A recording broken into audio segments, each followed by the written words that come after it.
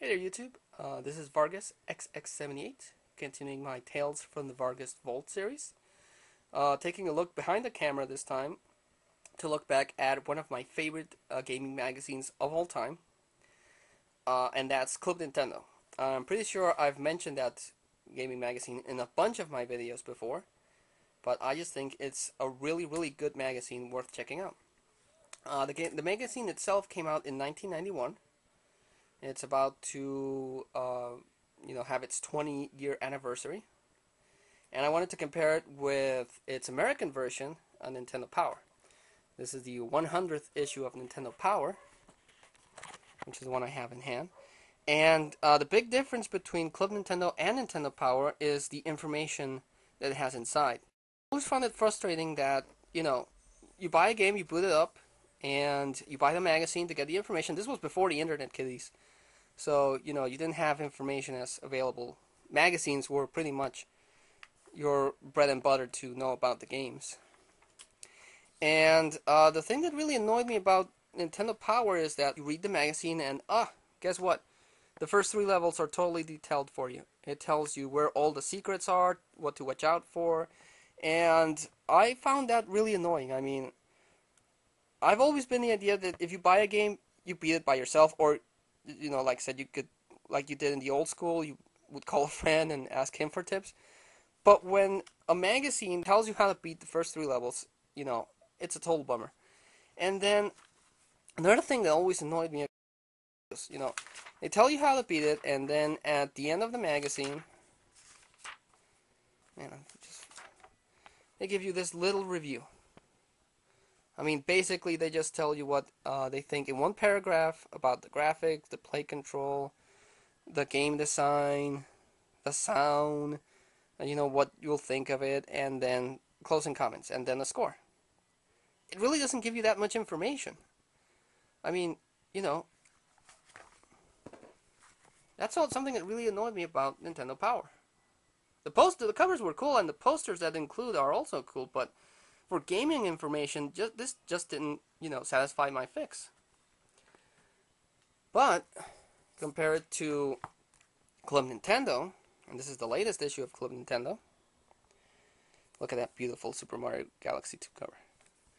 I mean, you would open up the magazine and they would give you a whole page spread of upcoming games, your video game ads, but on the reviews, they would give you the name of the game, a really beautiful image here. They would tell you a quick history of the genre of the game, what the game is about, okay, what the game includes, how it plays, what type of people will like it. It gives you these little trivia things about either the publisher, the game itself, the idea, games like it. Gives you tips. This is a rhythm game, Bit City, so it mentions games like Elite Beat Agents, Electroplankton, and in this part, it gives you a paragraph of each reviewer saying whether you like it, whether he liked it, what he didn't like about it. And this is just like for one of a very obscure game that might come out here in Mexico. For this one, like say Lego Harry Potter Years 1 and 4, it pretty much gives you the same information, some artwork there. But as if the game's more popular, they obviously give it more pages, but it really gives you an idea of what the game's going to be about. And also it comes with posters, so that's really cool. So it's not just a square review, it's like 5 pages full of review, plus the information of games that are going to come out. So for me, pound for pound, Club Nintendo just had more information to give me, and it didn't ruin games. I mean, after 3 months, if a lot of people got stuck in a certain level, they would send a letter to it, and they would be like, "Oh, help us!" And then they would give out a section on how to beat that part of the game, because a lot of people complained about it. But so they wouldn't ruin the game for everyone else, which I thought really keeps to the tradition of the old school way of playing games. Another cool thing, and I'm hoping you can make that out, is that throughout each year, in the spine of the covers, they make out this image, so it gives you another incentive to collect them all. In this one, we have Mario Kart 64. Actually, no, I think it's Super Mario Kart. Then here we have Ocarina of Time. And here is Castlevania, Carrie Fernandez, and Link from Smash Brothers. Here we have Claire Redfield also. Here we have a few Pokemon. Then we have Mario Kart 64, since they're riding all the 64 controllers. The GameCube. Another GameCube. I kind of got lazy those 2 years. Then here we have Mario Kart, the one that came out for the GameCube. And here the introduction of the DS. Here the introduction of the Wii. This one's my favorite one, Mario Galaxy.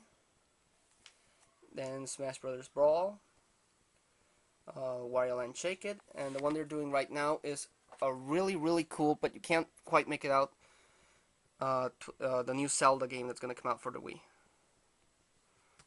Another cool thing about Club Nintendo is that, see those diamonds in the title? For as long as I've been collecting, they hide diamonds in the covers. They put that diamond shape within the cover. It could be, I don't know, it could be that star, or it could be something planted over there, or in Mario's face. Anything could be that star. So it's like a Where's Waldo minigame within the magazine. If you're really bad at it, they eventually do next month tell you where that diamond was, so that you know where it is. But even after reading it, it still gives you a little bonus, which I like. Plus, they had some really cool posters. Now, through the years, they've had some really cool covers. I've selected some of my favorites. This is the oldest Club Nintendo magazine I own. Like I said, it came out in 1991, but that was before I started collecting for it.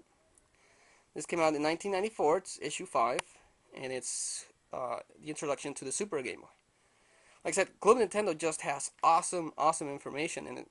It's through this magazine that I really learned about the Super Nintendo, the Super Game Boy, all versions of Game Boys. The coming of the 64, which got me really hyped about it when the first image started leaking through. That one when it was called Project Ultra 64.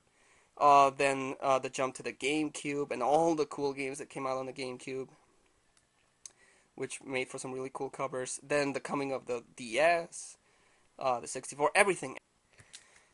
This is actually the 100th issue of Club Nintendo. I don't know if you can see it through the bag, but it has this really cool metallic look. And it's in celebration of Pokemon Stadium, the first one. The metallic thing. They did it for the 200th issue, actually. But it's rare when they do it. And this one is when Smash Bros. Melee came out. And this is the only time they've done this, where they've made a double spread cover. Which I really regret not buying another one, because, I've always wanted to rip the magazine up and put this in a frame somehow. I'm really regret not buying 2 of these, just so I can do that. And they also come out with special issues. This is a special issue dedicated to The Legend of Zelda, which is my favorite franchise on Nintendo. This covers all the history of Zelda. It covers the NES games, the Super Nintendo game, the Game Boy games, upwards, I think, to Four Swords Adventure, and giving a glimpse at Twilight Princess. Look at that cover, that's epic. Some that I have in hand of those special editions are this Mario artwork. Covers all the artwork from all the Mario games up to Mario Galaxy. And back when it was first introduced here in Mexico, Pokemon, La Fiebre Amarilla. Showing off all the Pokemon colors for the yellow version, upwards to the yellow version. This one actually covers up to Silver and Gold. and the spin-offs like Pinball and stuff. And we have another cool cover showcasing Twilight Princess. You can probably see that my favorite covers feature Zelda. Epic. And this one showing off when they came out for DS. Spirit Tracks, that's the one. So yeah, just wanted to give you guys a quick look at, like I said, one of my favorite gaming magazines. This was before it became a reward system, by the way. Okay, so this is Vargas, XX78, signing off.